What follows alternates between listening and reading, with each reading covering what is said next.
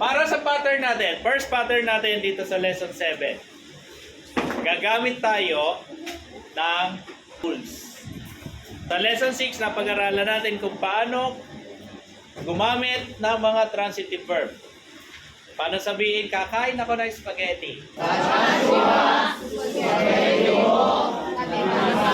Ay, spaghetti o tabimas.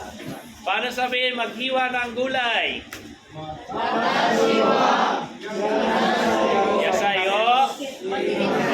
Ay, yasayo. Kirimas. Paano mo sasabihin na susulat ng hiragana?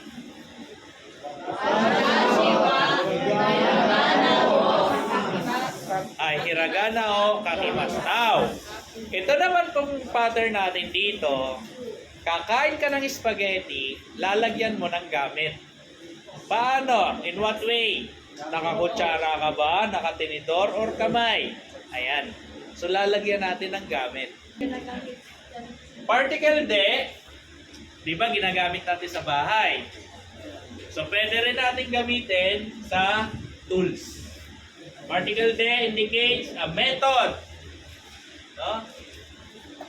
For or means used for an action. Para siyang sasakyan. No, ginamit mo, papunta doon, sasakyan. Ito naman, ginamit mo para i-perform ang isang bagay, tools naman siya. Tingnan niyo example dito. Kumain, anong ginamit? Chopstick. So that's why si chopstick, magkaroon siya ng particle. Then, bukod sa tools, pwede rin natin gamitin ito sa mga languages. So mamaya, pag-aaralan natin yan. Okay, unahin natin sa paggamit. Sa pattern natin, paano i-singit or paano gamitin yung mga tools natin, ito po. So, dito sa particle wa, siya yung gagawa ng action. Sa particle de, siya yung tools na gagamitin mo. Kung may object, ilagay. And of course, our verb, apektado pa rin yan sa oras. Na? Ito po yung halimbawa. Example, kinupit ang papel gamit ang gunting. Unahin natin, sino yung gagawa? Ay. So, watashi. Pwede mo tanggalin yan because of obvious na. Kasunod, ano yung tools natin? Gunting. So, ano yung gunting dyan? Hasami. So, dahil siya yung gamit natin, hasami, gunting. Then, ano yung gugupitin? Papel. So, kami. Kami. So, kaya siya yung particle mo. Then, action natin, kirimas. Watashi wa hasabi de kami o kirimas. Ang tools natin ay yung hasami. Now, take a look sa hasami at kami. Pwede po yan magkapalit ng pwesto. Pwede yan magkapalit ng pwesto as long as yung kami kasama mo yung particle wo, pati yung tools mo kasama niya yung particle de. Kung ililipat mo yung iyong noun, dapat dala-dala niya ang kanyang particle.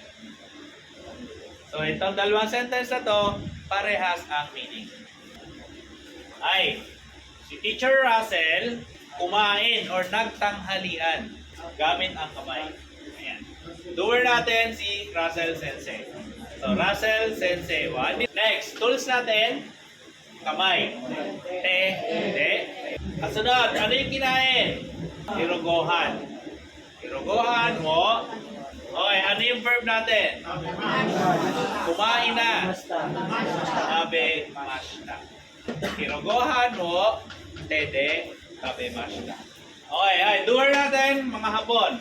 Nihonjin wa. Gamit. Hashide. Anong kinain? May kinain ba na banggit? Wala. Okay, diretso na tayo sa tabimas. Kung may nabanggit, gohan. Okay, lagay natin.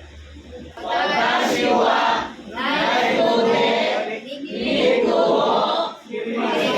Nice. Nito wo kirimasu.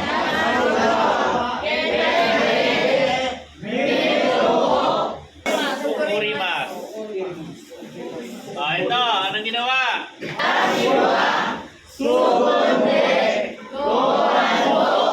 Ayan, tabi mas.